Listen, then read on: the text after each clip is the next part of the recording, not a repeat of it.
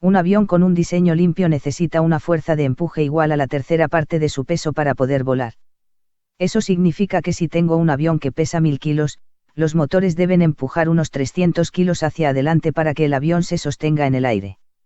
La fuerza vertical de 1000 kilos que aparece en las alas y sustentan el avión se genera gracias a la velocidad, y no necesita motor ni constituye ningún gasto de combustible. Un helicóptero que pese 1000 kilos, necesita que el motor empuje 1000 kilos hacia arriba para sostenerse en el aire. Si, además, quiero avanzar hacia adelante, debo generar una fuerza horizontal. Si esta fuerza es de 300 kilos como en el caso del avión, la fuerza total que debe generar el motor del helicóptero es de 1100 kilos. El total de esta fuerza es generada por el motor, luego consume combustible.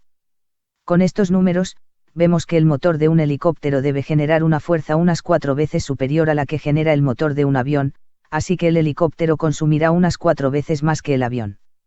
O visto de otra manera, si cargo una cantidad igual de combustible en un avión y en un helicóptero, el avión recorrerá 4 veces más distancia. El primer avión que pudo volar lo hizo en 1903. Pesaba unos 300 kilos, incluyendo al piloto. El motor con el que voló tenía 12 caballos de potencia.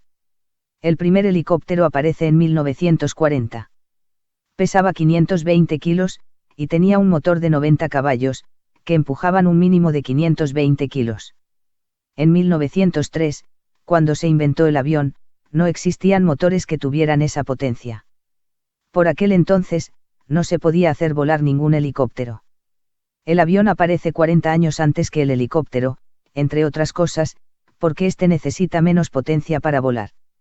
En 1927, con un avión de 2.400 kilos, de los cuales la mitad eran combustible, un aviador logró cruzar el Océano Atlántico, desde Nueva York hasta París.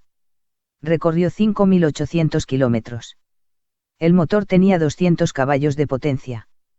Por hacer una comparación, un BMW X6 pesa 2.400 kilos y tiene 65 caballos más de potencia. Con una máquina similar en peso, pero menos potente que este coche, se hicieron casi 6.000 kilómetros sin repostar en 1927. Vamos a suponer que quiero cruzar el Atlántico y hacer esos 6.000 kilómetros con un helicóptero. Me voy para el océano con un helicóptero de 2.500 kilos, donde la mitad es combustible. Como el helicóptero gasta 4 veces más que el avión, en vez de recorrer 6.000 kilómetros, recorreré tan solo 1.500 kilómetros y me quedaré sin combustible en mitad del océano. Entonces se me ocurre la idea de meterle más combustible para conseguir más rango. Le meto el doble de combustible, 2.500 kilos. Ahora el helicóptero pesa 3.750 kilos y necesito como mínimo una fuerza vertical de 3.750 kilos. Como necesito más fuerza en los motores, entonces el helicóptero gasta más. Como gasta más que antes, no recorrerá el doble de distancia, aunque lleve el doble de combustible. Parte del combustible, se gastará en transportar al combustible que he añadido, y solo una parte del nuevo combustible se podrá aprovechar para recorrer más distancia. Así que el helicóptero solo recorrerá un poco más, por ejemplo, 2.000 kilómetros. Me faltan todavía muchos kilómetros para cruzar el océano. Entonces se me ocurre la idea de meterle más combustible. Le meto 5.000 kilos de combustible, y ahora el aparato pesa 6.250 kilos. Como pesa más y consume más, tan solo conseguiré recorrer 2.500 de los 6.000 kilómetros. Y vuelvo a meterle más combustible. Básicamente, si tuviera que cruzar el Atlántico con un helicóptero, este sería un aparato monstruoso, con un tanque de combustible enorme, y unos motores grandísimos.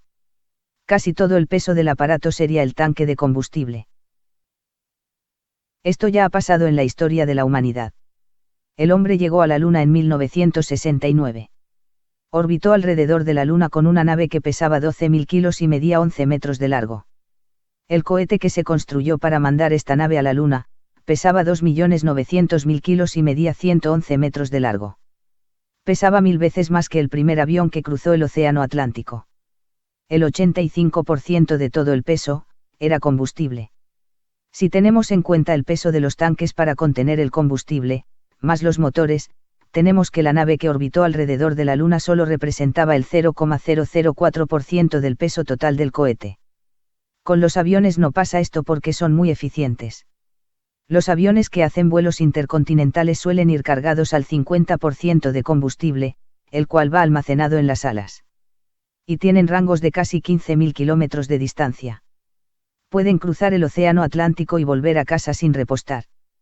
Por hacer una comparación, un helicóptero Boeing C-47S de Chinook tiene un rango de tan solo 1.208 kilómetros. Estas prestaciones son imposibles de conseguir para cualquier otra aeronave que no sea un avión.